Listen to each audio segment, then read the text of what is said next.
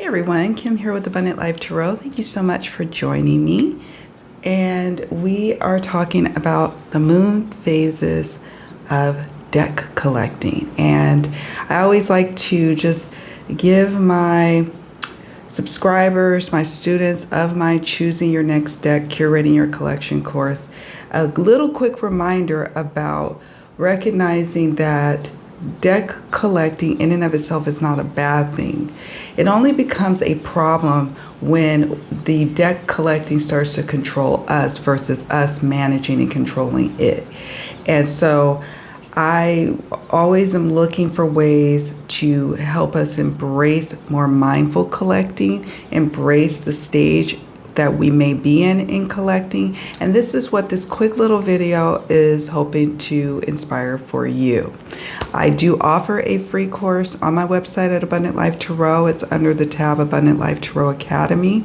And there you will find lots of content, as well as there's even a playlist here on the channel that supports content surrounding collecting. And it's not just for the new collector, it's also for the seasoned collector as well.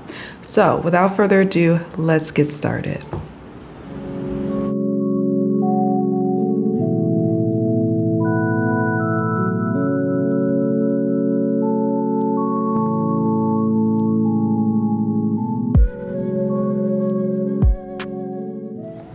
All right, so let's talk about the moon phases of collecting. I like to think of our collecting habits to that of the moon phases.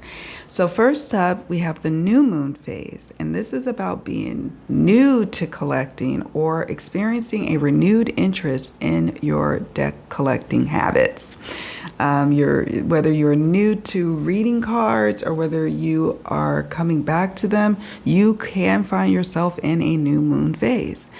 So then we have the waxing moon phase, which is all about acquiring. It is acquisition time. You are acquiring all the decks and your collection is growing. Next up, we have the full moon phase. This is for those who are at a full-grown collection. Okay, they are not really giving away or selling decks, nor are they really acquiring. And if you are acquiring decks, you have probably maybe a philosophy for every deck that comes in, you have a deck that goes out. So this would represent the full moon phase. And then finally, we have the waning moon phase, which represents those of us who are, maybe experiencing destashing or, culling our collection.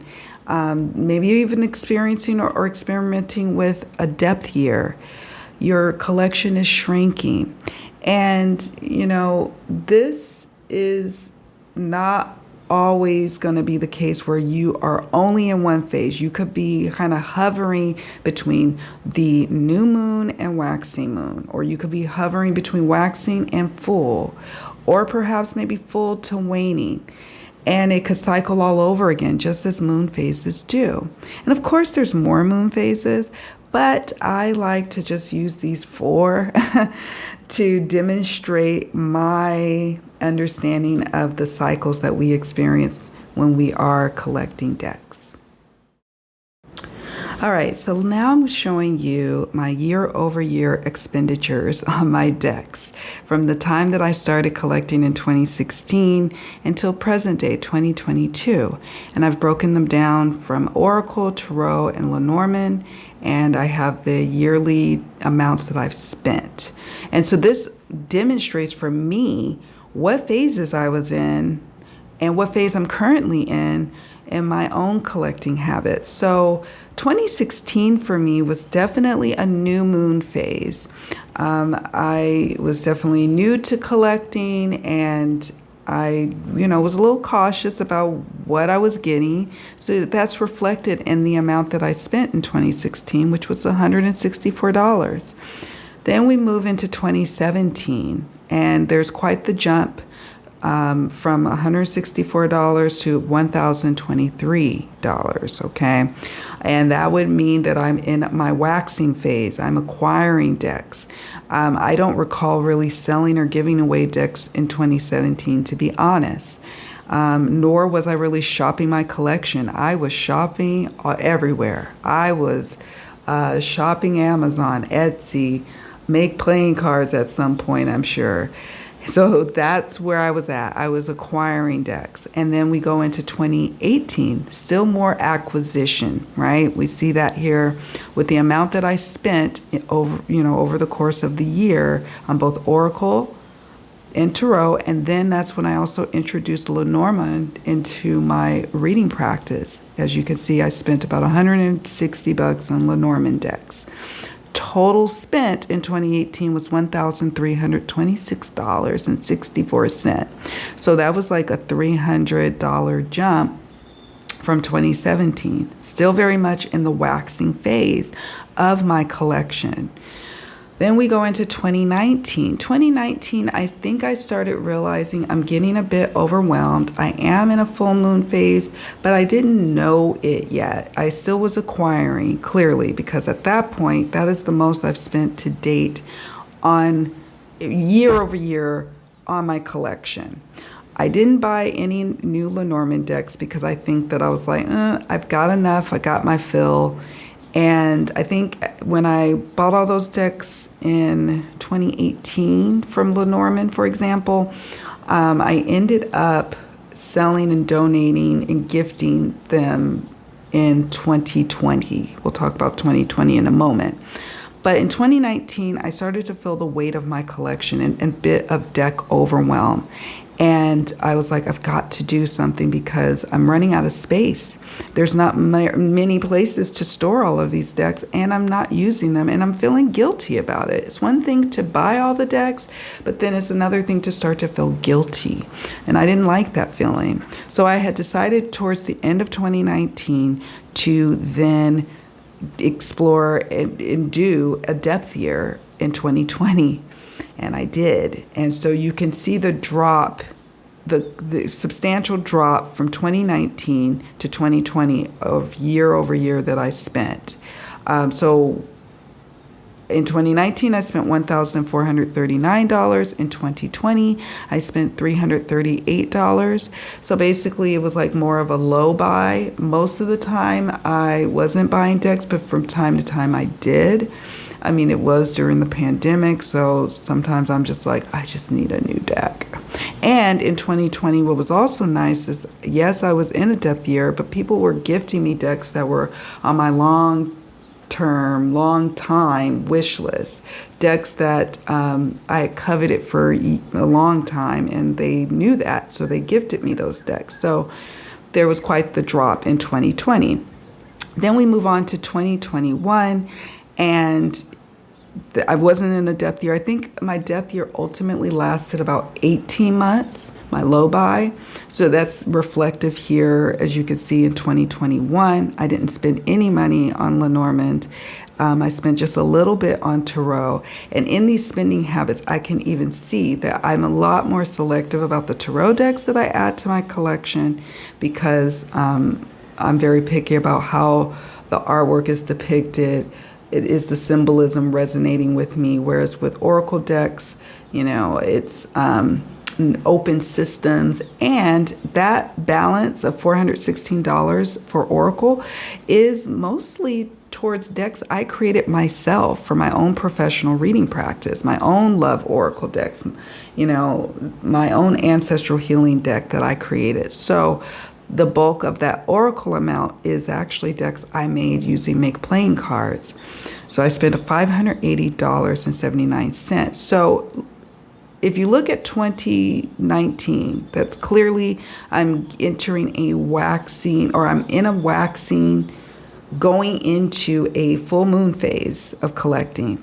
And then you look at 2020, 2021, I am in a full moon phase, right? And at times I was even waning because I was selling a lot of decks to prepare for moving and living abroad. So I sold a lot of decks. I was definitely hovering between full moon phase and waning phase. Now we're in 2022 and I've spent to date $300 basically. Very little on Oracle. Interestingly enough, I spent a chunk of change on Tarot and nothing on Lenormand. And I don't anticipate spending much more than that this year. And again, people have been so kind as to sending me gifts of decks that I've been loving and wanting and admiring. And so, you know, with living on an island, I'm always a little fearful of packages getting lost. And so I'm not keen on ordering decks. And here's the thing too, I recognize that my lifestyle, my you know, the money that I was making in the States is different than the money I'm making here. I recognize the season and the stage of my life, and I honor that, and it's demonstrated here. So I would say that I'm definitely now in a full moon, at times hovering between waxing and then at times waning, but definitely a full moon phase. So I'm curious to know what phase you are in. Share in the comments below. All right, let's move on to my final thoughts. Okay, so yeah, there you have it. I just wanted to share with you all the moon phases of collecting. And here's the thing, the reason I came up with all of this, and I talk about it often in my channel, is because I personally got to a place in my collection journey where I was feeling overwhelmed. I was experiencing deck overwhelm, especially in 2019. Going into 2020, hence the depth year that I did. And the depth year ultimately resulted in like a low buy year. There were many months I didn't buy a deck. I kept a depth year journal and I vlogged from time to time. I will link in the description box my depth year journey, as well as other videos that I have created to support my collecting habits and to support yours. And that also inspired the course that I created, which was Choosing Your Next Deck, Curating Your Collection. It is a gift that I wanted to give to my fellow tarot community for those who may be new to getting decks, new to collecting. You know, not everyone's called to be a collector. Some people only have 1 or 2 decks and that's all they work with. And then there's some of us who are called to collect. But if you're like me, who at times could have hoarding tendencies, and I'm going to be the first to admit, like, I used to love to shop and I used to love to buy a lot of clothes, a lot of shoes, a lot of purses. And I had maybe 150 pairs of shoes, 100 handbags, and I would only use maybe 2 or 3 pairs of shoes or use 1 or 2 handbags per year. It became excessive. And so knowing that about myself and starting to see unhealthy patterns in my deck collecting journey, that didn't sit well with me, because I want to be excited when I open up my shelves and see my collection. Here, let me show you. Can you see that? And then I can close them. They're all in one happy little spot, the decks. So now I can close the doors here. There was a time though my collection had grown to where there were decks everywhere throughout the house. I lived in a 4-bedroom house in Sacramento, and there was 2 rooms that had 3 rooms that had decks. There was decks I had 2 reading spaces, decks all there, decks in my bedroom, and it started to become cumbersome where I didn't have much space to house all these decks. So I was feeling overwhelmed, and I was starting to feel guilty about not using the decks. And it's one thing to collect and amass a collection and not feel a way about doing that. But then if you are, again, like me, where you start to feel a way, then there is support. I wholeheartedly share with you my journey so you can, feel better about your journey. So check out the free course if you're so inclined. Do the work, because, that's what it's there for.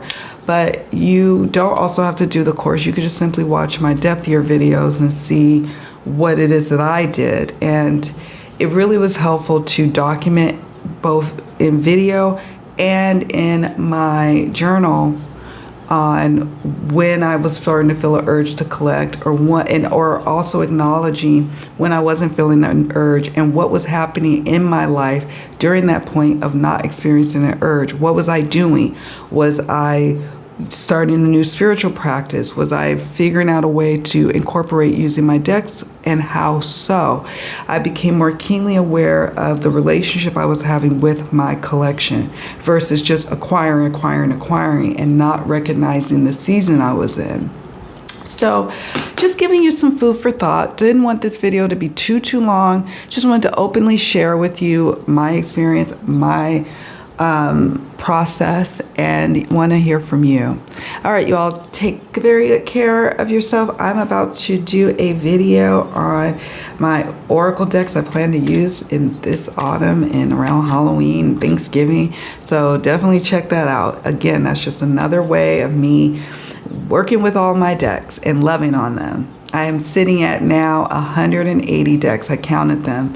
I have 180 decks, and you know, some people are like, that's a lot. And other people are like, that's nothing. But for me, it's perfect. I love where I'm at in my journey. All right. Love you all. Thank you so much for watching. Take very good care of yourself. And I'm going to see you around in the next video. Bye.